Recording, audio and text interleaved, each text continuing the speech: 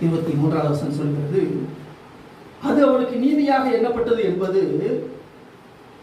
அவனுக்கு மாத்திரமல்ல நமக்காகவும் எழுதப்பட்டிருக்கிறது. ரோமர் 4:3-23 வசனம் இப்ப நான் வாசித்தேன்.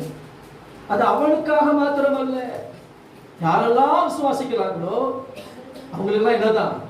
நீதி நீதி நீதிதான். ஹல்லேலூயா. விசுவாசித்த ஆபிரகாமுக்கு மாத்திரம் நீதியாக எண்ணப்படவில்லை, இன்னைக்கு உங்களுக்காக எனக்காக அது எழுதப்பட்டிருக்கிறது. விசுவாசிக்கிற நமக்கும் அது எப்படிதான் எண்ணப்படுகிறது? நீதியாக எண்ணப்படுகிறது. ஹல்லேலூயா. சோதரம் கண்பான்களே, அது நம்மிலும் என்ன செய்யுது? அது நிறைவேறிற்று. நிறைவேற போகிறதல்ல, நிறைவேறிற்று. நம்ம கர்த்தரை விசுவாசித்தோம், நம்ம ஆண்டவர் எப்படி மாத்திட்டாரு? போல நீதிமான்களாக நீதியாக மாட்டிட்டாரா? ஆமென். அல்லேலூயா. நம்ம என்ன செய்தோம்? நம்ம பாவங்கள் மன்னிக்கப்பட என்ன செய்தோம்? நாம் நீதிமான்களாக மாற்றப்பட நாம் என்ன செய்தோம்? ஒன்றும் செய்யல.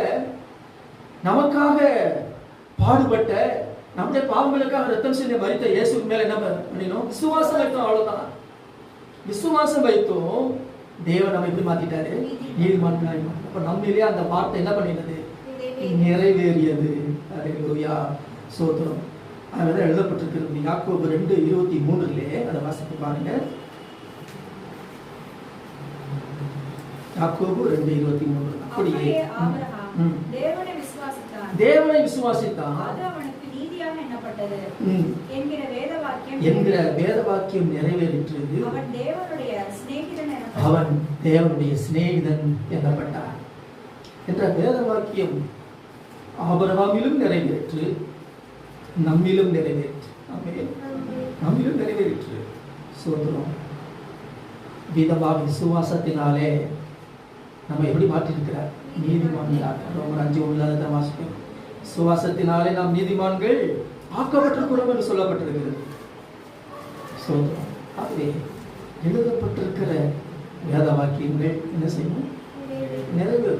நிறைவேறும்.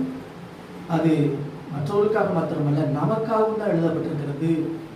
பாருங்கள், இயேசு கிறிஸ்து ஆண்டவர் சாத்தானை எப்படி ஜெயித்தார் என்று சொன்னால், எழுதியிருக்கிற வேத வாக்கியங்களை சொல்லி தான் ஜெயித்தார். அவன் ஜெயித்தார். சோத்திரம். ஏற்கனவே எழுதியிருக்கிற வேத வாக்கியங்களை அவர் சொல்லி சாத்தானை ஜெயித்தார். மத்தேயு 4:4 எழுதப்பட்டிருக்கிறது அல்லவா? அவர் இயேசு பிரதியுத்தரமாக மாத்திரமல்ல,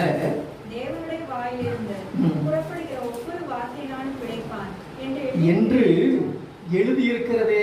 இப்ப எழுதியிருக்கிற வேத வாக்கியங்களை ரொம்ப